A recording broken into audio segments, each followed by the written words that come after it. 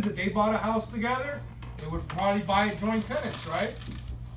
They don't have any kids, someone dies, right? Someone, Patty, is it? Yeah, you're right. The aunts, right? Yeah, the aunts that just That do one nothing but that's smoke. smoking. Yeah. They would probably do joint tenants, right? When one of them dies, the other one gets it. And again, tenancy by the entireties is a joint tenancy. Only two people, husband and wife. Unless Utah, there could be more than two.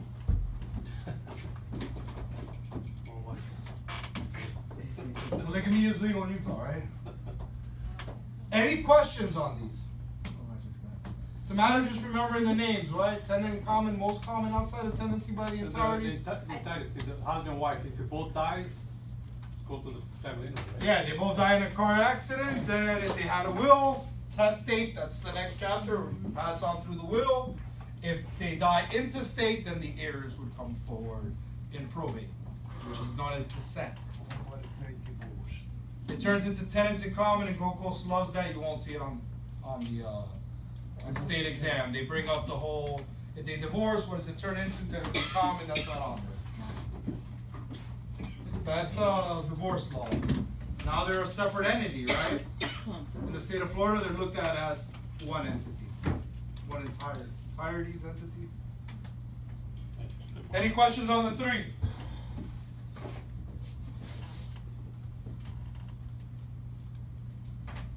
So that was fee simple, right?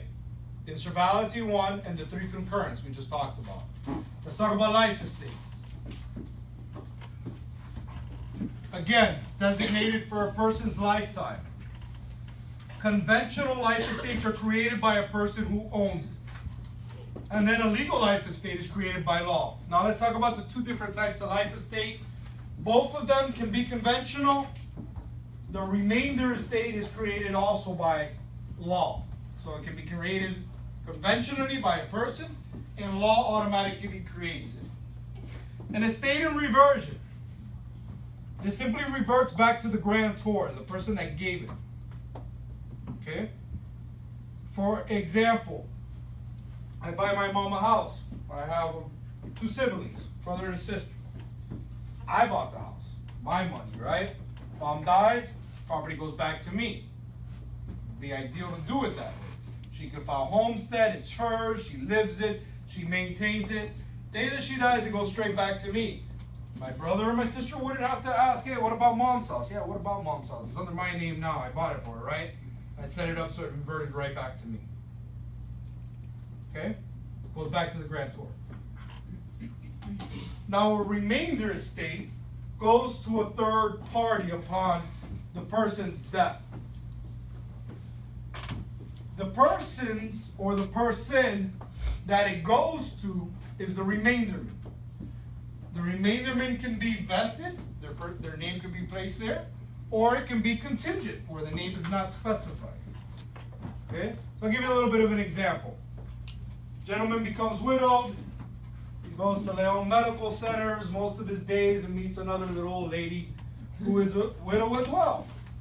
They fall in love.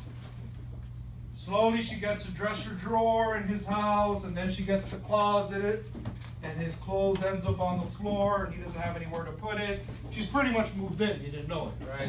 So he just tells her, might as well, let me give you a copy of the keys to the place. Hence, I don't tell you that they get married, right? Several years later, he finds out that he's terminally ill. Well, he's not going to boot her out because he's dying. He leaves her a remainder estate. She gets to enjoy the rest of her days at his place. And his grandchildren would be the remainderment. That's what he's chosen. If he said grandchildren, then it's contingent. Because his children may have children after he died. So he's counting on maybe that happened.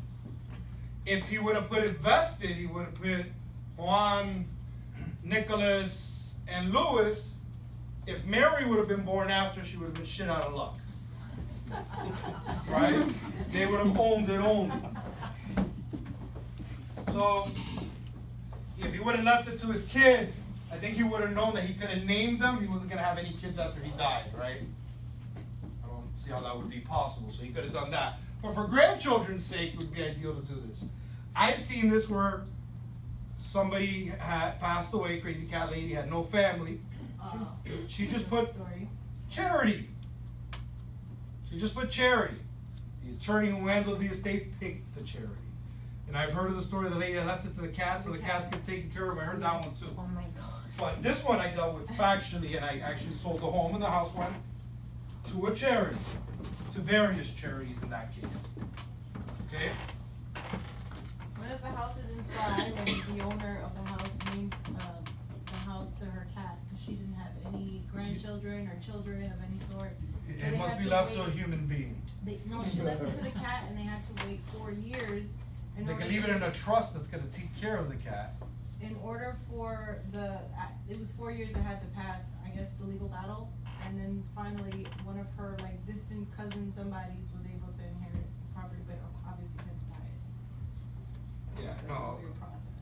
Yeah, that's a bit of now we're getting into law, you don't need to know that for real, so let's not even touch on it. Any questions on these two? So, the life estate and the remainder estate, like I talked about, somebody set them up, that's conventional, right? Now, legal life estate can be a remainder estate, right? So, gentleman owns a pad in Cervality, bottoms of a nice bachelor pad. Went out, got drunk, knocked some woman up, and now he had to marry her and move her into the house, right? He still owns it in his name, but he got married. She has rights to the property.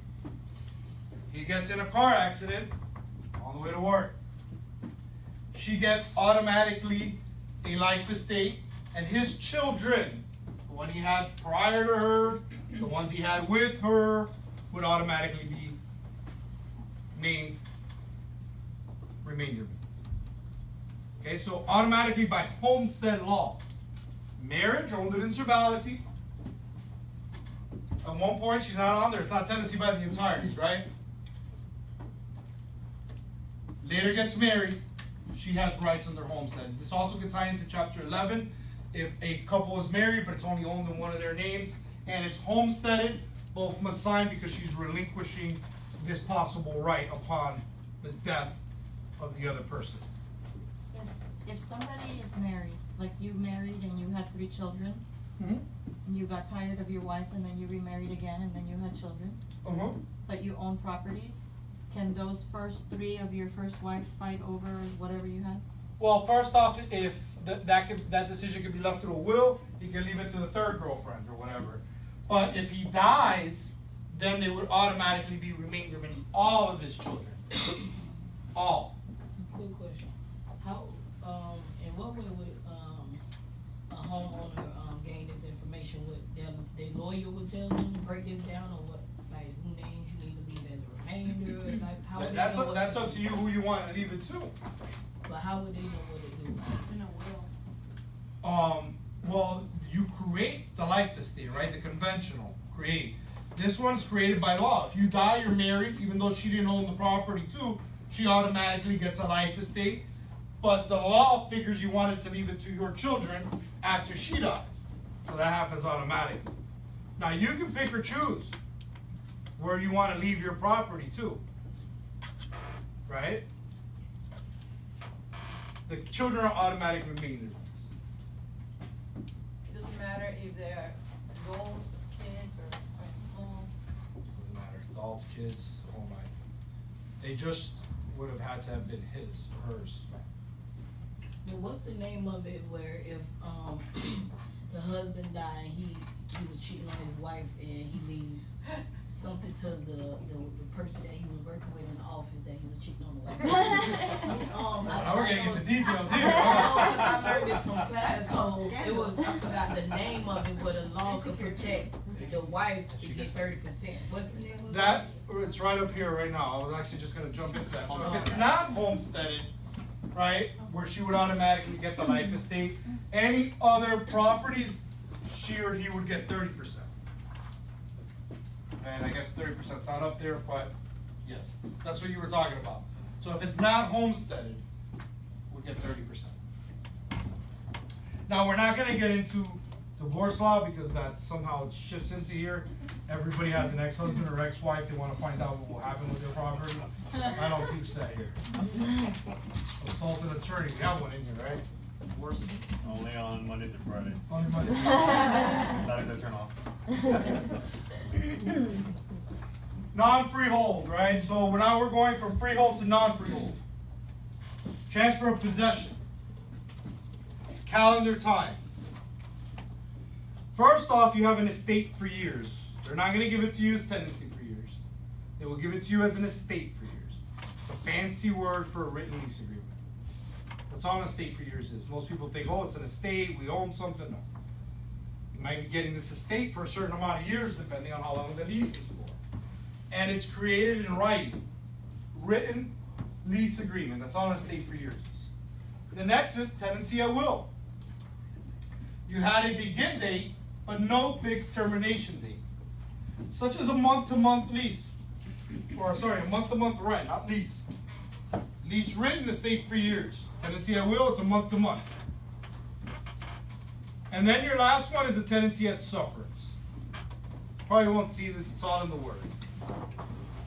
They're there, you don't want them there, it's a holdover. Okay? So if I owned a rental property, I need a tenant, I have them sign a 1-year lease. I have them sign an estate for years. Once that estate for years is terminated, I tell them, yeah, cool, I'll see you next month to pick up the rent. Now I've granted them permission to stay there even though we don't have a lease. And I'm collecting the money monthly. I have a tenancy at will now.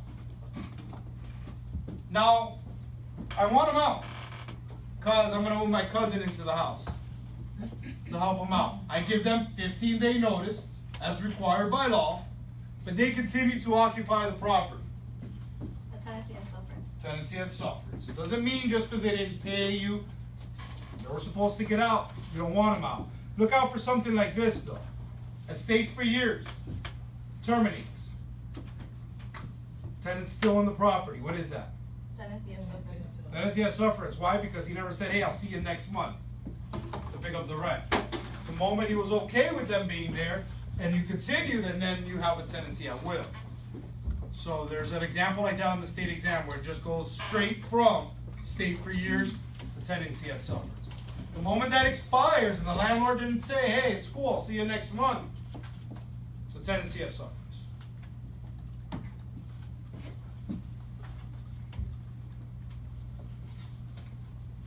Any questions so far? Co-op. This is a form of ownership where you own shares. So, just to paint it for you guys, 8-unit apartment complex. Right? Owner wanted to convert them to condos in the county city. So he found a way around it. So did half the city of New York, if not more. And you see these in Miami Beach too.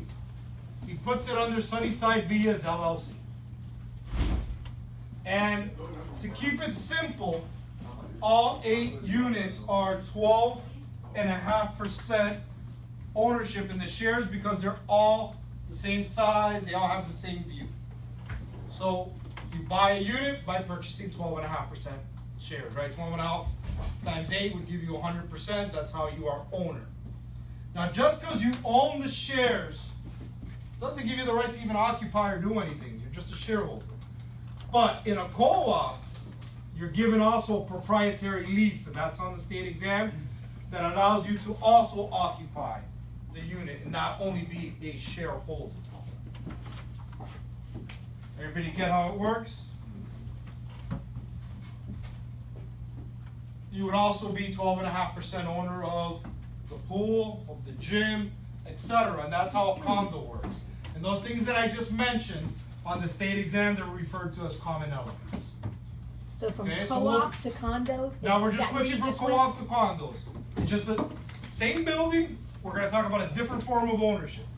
But what were the two forms under co-op? You have the ones that don't occupy and those that do. Okay, no. You get a proprietary lease that gives you the right to occupy. That you can transfer that right to occupy via an estate for years, a tenancy at will. Right? Right. can transfer that proprietary lease to somebody if you decide to rent out your co-op. New York, there's subleases of subleases of subleases, and that's what they do there. Alright? So now we're gonna transfer it over to a condo, same building. But now the county permitted him to convert them to condos. Each unit would now have their own deed. You're not a shareholder. You have title, right? But now you're also 12.5% owner of the pool, the gym, the common areas. So therefore, now you're gonna pay about 12.5% monthly of what it takes to keep the pool clean, cut the grass, etc. And all of those things that you're maintaining and have the right to use are known as common elements. In a deed, we'll talk about deeds in the next chapter, there's an appurtenance section of the deed. What goes in the appurtenance section of the deed? Your parking spot, it's yours. It's not part of your unit, but it's part of the ownership, it goes on the deed. You have a boat slip, it would go on the appurtenance section of the deed. A closet in the common area where you can store your bikes and your Christmas stuff. Appurtenance. Okay? Each unit, again, is owned by a separate owner, or maybe one owner owns several, but each unit has its own deed and title. Each unit is taxed accordingly.